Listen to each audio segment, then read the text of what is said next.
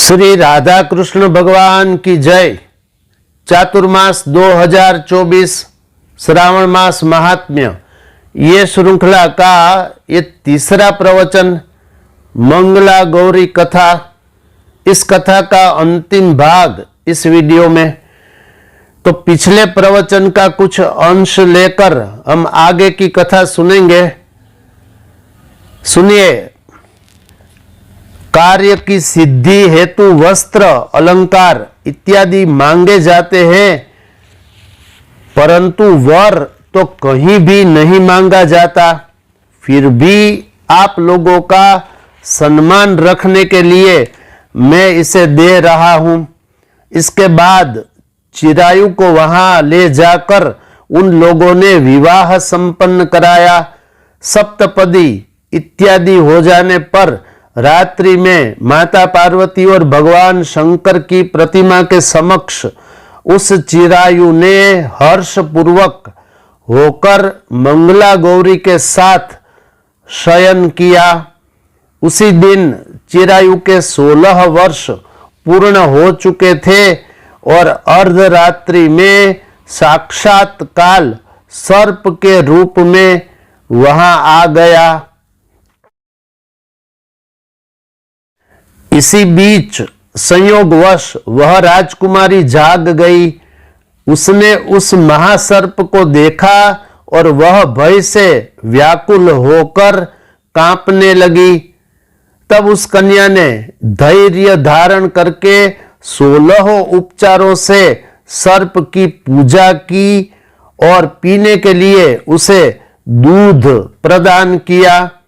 उसने दीनता भरी वाणी में उस सर्प को प्रार्थना करी और उसकी स्तुति की। मंगला गौरी प्रार्थना करने लगी कि मैं उत्तम व्रत करूंगी, इससे मेरे पति जीवित रहे। ये जिस तरह से चिरकाल तक जीवित रहे आप वैसा कीजिए। इतने में सर्प वहां स्थित एक कमंडल में प्रवेश कर गया और उस मंगला गौरी ने अपनी कंचुकी से उस कमंडल का मुंह बांध दिया। इसी बीच उसका पति अंगड़ाई लेकर जग गया और अपनी पत्नी से बोला, हे प्रिय, मुझे भूख लगी है। तब अपनी माता के पास जाकर वह खीर, लड्डू इत्यादि ले आई और उसके द्वारा प्रदत्त भोज्य पदार्थ को चिरायु ने प्रसन्न मन होकर खाया। भोजन के पश्चात हाथ धोते समय उसके हाथ से अंगूठी गिर पड़ी। तांबुल खाकर वह पुनः सो गया। इसके बाद मंगला गौरी कमंडल को फेंकने के लिए जाने लगी।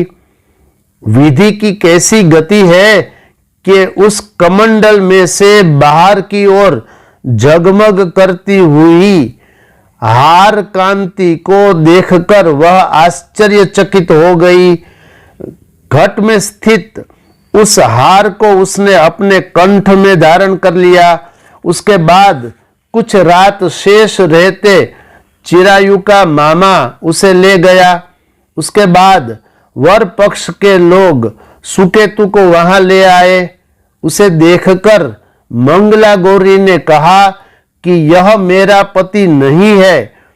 तब उन सब ने उससे कहा, हे शुभे, तुम यह क्या बोल रही हो? यहां तुम्हारा कोई जानने वाला हो तो उसे हम लोगों को बताओ। मंगला गौरी बोली, जिसने रात्रि में 9 रत्नों से बनी अंगूठी दी है, उसकी अंगुली में इसे डालकर निशानी देख ले। मेरे पति ने रात्रि में मुझे जो हार दिया था, उसके रत्नों का समुदाय कैसा है, इस बात को यह बताए। यह तो कोई अन्य ही है। इसके अतिरिक्त रात्रि में आम सींचते समय उनका पैर कुमकुम से लिप्त हो गया था और वह मेरी जांघ पर अब भी विद्यमान है, उसे आप लोग शीघ्र देख लें। साथ ही रात में परस्पर भाषण तथा भोजन इत्यादि जो कुछ किया गया था उसे यह बता दे, तब यह निश्चय ही मेरा पति है। इस प्रकार उसका यह वचन सुनकर सब कहने लगे, ठीक है, ठीक है। किंतु जब एक भी बात न मिली तब सब ने सुकेतु को उसका पति होने से इनकार मना कर दिया और वे वर पक्ष वाले जिस तरह से आए थे उसी तरह वापस चले गए। तत्पश्चात मंगला गौरी के पिता और कुरु वंश को बढ़ाने वाले परम मनस्वी राजा श्रुतकीर्ति ने अन्न पान इत्यादि का सत्र चलाया। उन्होंने वर पक्ष का वृत्तांत कानो कान सुन लिया कि स्वरूप से कुरूप होने के कारण लोगों के द्वारा किसी अन्य को वर के रूप में आदर पूर्वक लाया गया था। तब उन्होंने अपनी कन्या को पर्दे के भीतर बैठा दिया। इस प्रकार 1 वर्ष बीतने पर यात्रा करके वह अपने मामा के साथ यह देखने के लिए आया कि विवाह के पश्चात यहाँ क्या हुआ। तब उसे गवाक्ष के भीतर से देखकर मंगला गौरी अत्यंत प्रसन्न हुई और माता पिता से बोली कि मेरे पति आ गए हैं। तब राजा ने अपने सुहृद जनों को बुलाकर पूर्व में कहे गए सब निशानी को देखकर मंद मुस्कान वाली अपनी कन्या चिरायु को सौंप दी। राजा ने शिष्ट जनों के साथ लेकर उसका विवाह उत्सव कराया। इसके बाद राजा श्रुतकीर्ति ने वस्त्र आभूषण इत्यादि सेना घोड़े हाथी रथ और अन्य भी बहुत सी सामग्री देकर उन्हें विदा किया। इसके बाद अपने कुल को आनंदित करने वाला वह चिरायु पत्नी तथा मामा को साथ लेकर सेना के साथ अपने नगर पहुंचा। तब लोगों के मुख से उसे आया हुआ सुनकर उसके माता पिता को विश्वास नहीं हुआ। उन्होंने सोचा कि प्रारब्ध अन्यथा कैसे हो सकता है। इतने में वह अपने माता पिता के पास आ गया और स्नेह से परिपूर्ण वह चिरायु भक्ति पूर्वक अपने माता पिता के चरणों पर गिर पड़ा। तब उस पुत्र का मस्तक सूंघकर उन दोनों ने परम आनंद प्राप्त किया। पुत्र वधू मंगला गौरी ने सास ससुर को प्रणाम किया।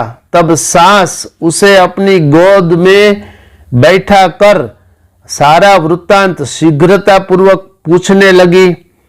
हे महामुने, तब पुत्र वधू ने भी मंगला गौरी के उत्तम व्रत महात्म्य तथा जो कुछ घटित हुआ था वह सब वृत्तांत बताया। हे सनत कुमार, मैंने आपसे इस मंगला गौरी का व्रत का वर्णन कर दिया। जो कोई भी इसका श्रवण करता है अथवा जो इसे कहता है उसके सब मनोरथ पूर्ण हो जाते हैं, इसमें संदेह नहीं है। ध्यान दो, ये भगवान शंकर का वचन है। फिर से सुनिए भगवान शंकर क्या बोले। भगवान शंकर बोले, हे सनत कुमार, मैंने आपसे इस मंगला गौरी व्रत का वर्णन कर दिया। जो कोई भी इसका श्रवण करता है अथवा जो इसे कहता है उसके सब मनोरथ पूर्ण हो गए, इसमें संदेह नहीं है। आगे सुनिए अब अंतिम श्लोक। सूत जी बोले, हे ऋषियों, इस प्रकार भगवान शंकर ने सनत कुमार को यह मंगला गौरी व्रत बताया और उन्होंने सब कार्यों को पूर्ण करने वाले इस व्रत को सुनकर महान आनंद प्राप्त किया। तो यहां मंगला गौरी व्रत की शास्त्र की कथा संपूर्ण हुई। अब संक्षेप में इसकी समझूती सुनिए। आप इस कथा को सुनिए, श्रद्धापूर्वक सुनिए, दोनों भागों को सुनिए, क्योंकि सुनने मात्र का फल है सब मनोरथ पूर्ण। और किसी को इसमें संदेह शंका नहीं करनी चाहिए। क्यों? क्योंकि ये भगवान शंकर का वचन है शास्त्र में। अब प्रमाण सुनिए। ये मैंने आपको मंगला गौरी व्रत की कथा जो शास्त्र में श्री श्रावण मास महात्म्य के 7वें अध्याय में वर्णित है, जिसके वक्ता भगवान शंकर है और श्रोता सनत कुमार है। इस अध्याय में कुल 83 श्लोक है। इस वीडियो में इतना ही। अगले प्रवचन में हम सुनेंगे श्रावण मास में बुधवार का, गुरुवार का, शुक्रवार का, शनिवार का, रविवार का, ये 7 वारों के लिए शास्त्र की क्या आज्ञा है। फिर नाग पंचमी, रक्षाबंधन, जन्माष्टमी, इन सब का भी फल सुनेंगे। देखते रहिए मोरे श्याम चैनल।